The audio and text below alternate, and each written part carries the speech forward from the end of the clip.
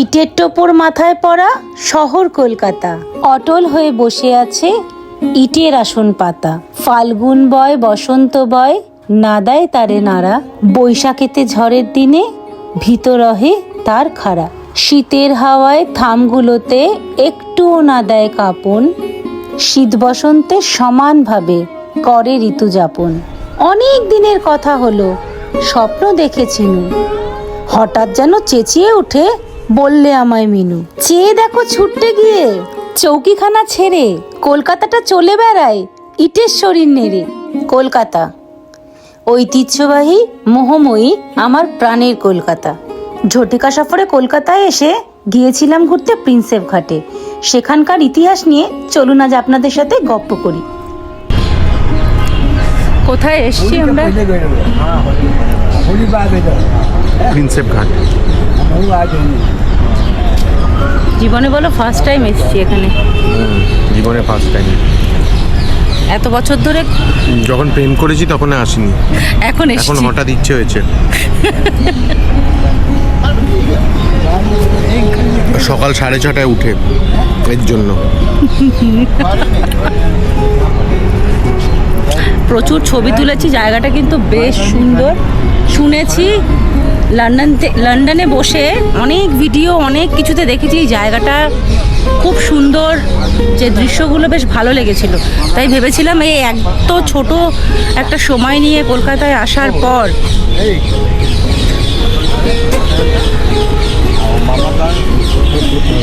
চা, তা আবার মাটির ভারে।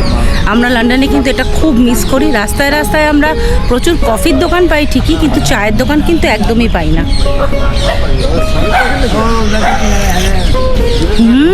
চায়ের টেস্টটা কিন্তু বেশ ভালো।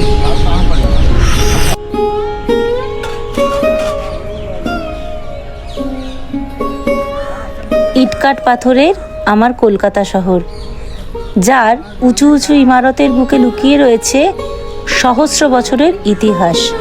এই প্রথমবার এই প্রিন্সেপ ঘাটে এসে আমার অভিজ্ঞতা কিন্তু একেবারে অন্যরকম। এত কোলাহল, এত তাড়াহুড়োর মাঝে এক টুকরো শান্তির জায়গা। আচ্ছা, আপনারা জানেন কি যার নামে এই ঘাটটির নামকরণ করা হয়েছে তিনি আসলে কে ছিলেন?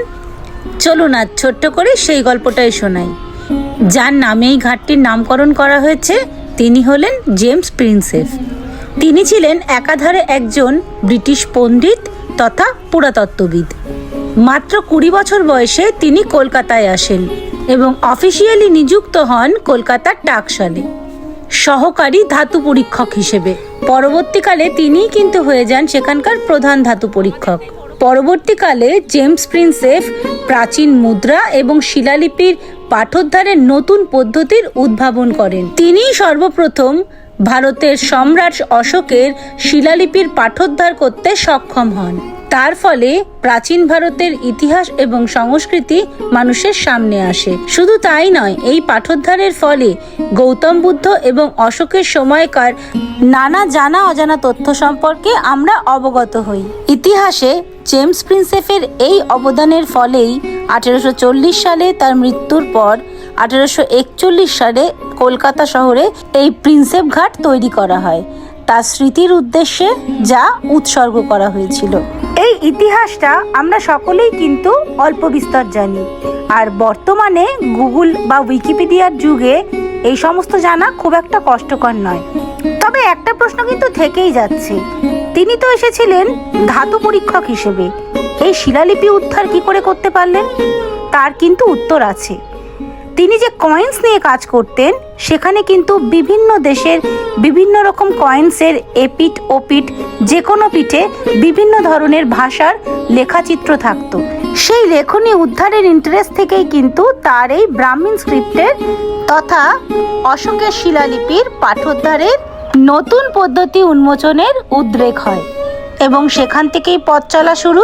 বহু পরিশ্রম এবং বহু বিশ্লেষণের পর জেমস প্রিন্সেপ পাঠোদ্ধার করতে সক্ষম হন যে বুদ্ধদেবের এনলাইটেনমেন্টের প্রায় 218 বছর পর ভারতবর্ষে একজন রাজা হন, যিনি চন্দ্রগুপ্ত মৌর্যের নাতি এবং বিন্দুসারের পুত্র। সম্রাট অশোক। ভারতবর্ষের ইতিহাসে সম্রাট অশোকের ঐতিহাসিক গুরুত্ব যে ঠিক কতটা তা নিশ্চয়ই বলার অপেক্ষা রাখে না। অশোক চক্র, অশোক স্তম্ভ সবই তার প্রতীক।